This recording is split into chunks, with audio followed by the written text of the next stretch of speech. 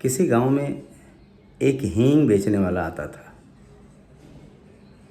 वो साल में 2 बार आता था, 6 महीने के गैप के बाद। उसी गांव की एक लड़की को उस हींग बेचने वाले से प्यार हो गया। लेकिन हींग बेचने वाला मात्र 1 दिन के लिए आता था, 6 महीने के बाद।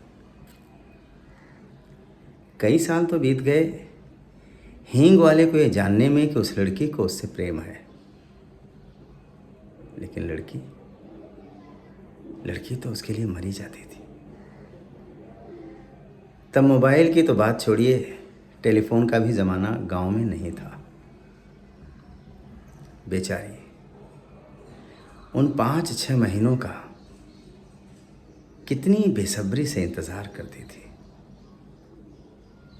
गांव में एक बार, यही मेरे ख्याल से मार्च का महीना रहा होगा, अरहर या तूर जिसे बोलते हैं, उसके कटने का समय था। तूर के कटे हुए पेड़ों को, पेड़ कहें या झाड़ कहें या पौधा कहें, विशाल होता है। उसके कटे हुए पेड़ों का बोझ खड़ा करके रखा जाता है और तब उन तमाम बोझों के रखने से बीच में सुरंग बन गई थी। अच्छी खासी बैठने की, इधर से उधर जाने की जगह हो गई थी। एक बार हम उन्हीं गैप्स में बैठे थे। कई लोग थे। हमारी उम्र रही होगी 13 साल। उसमें वो लड़की भी थी जिससे उस हींग बेचने वाले से प्यार हो गया था।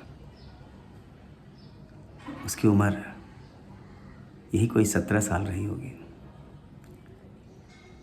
शादियों का मौसम चल रहा था। उसकी शादी के लिए लोग कहीं गए थे, लड़के वालों के घर लड़का ढूंढने, और हम लोग बात शुरू किए। मैंने उससे कहा कि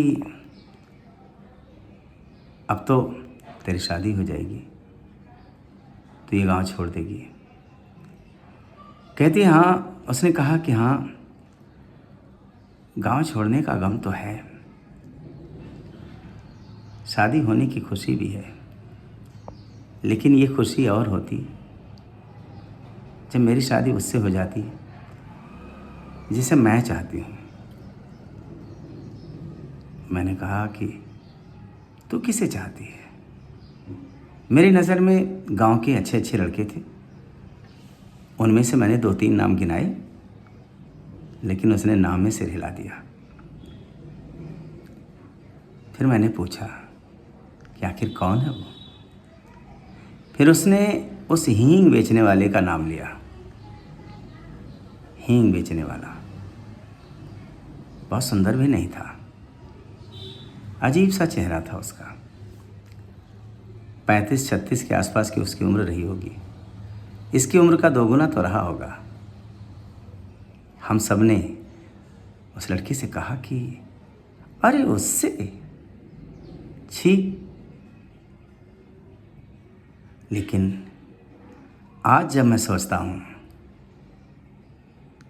तो लगता है कि प्यार तो प्यार होता है। काश उस समय मुझे समझ में आया होता तो शायद मैं उस लड़की की कुछ मदद कर सकता। लेकिन मुझे ताज्जुब हुआ। मैं मेल जोल में प्यार ढूंढता था। मुझे लगता था कि जो सुंदर है उसे सुंदर मिलेगा, जो अंधा है उसे अंधा मिलेगा। मुझे नहीं मालूम कि प्रकृति को तो कुछ और ही मंजूर होता है। दीर्घ तमस को सुंदर सी कन्या मिली थी जिनसे उनका विवाह हुआ था। ऐसे बहुत उदाहरण हैं। धृतराष्ट्र को गांधारी मिली। ये और बात है कि पट्टी बांध करके सारी जिंदगी अंधी बनी रही। तो प्रेम बेमेल होता है, उसमें मेल नहीं होता।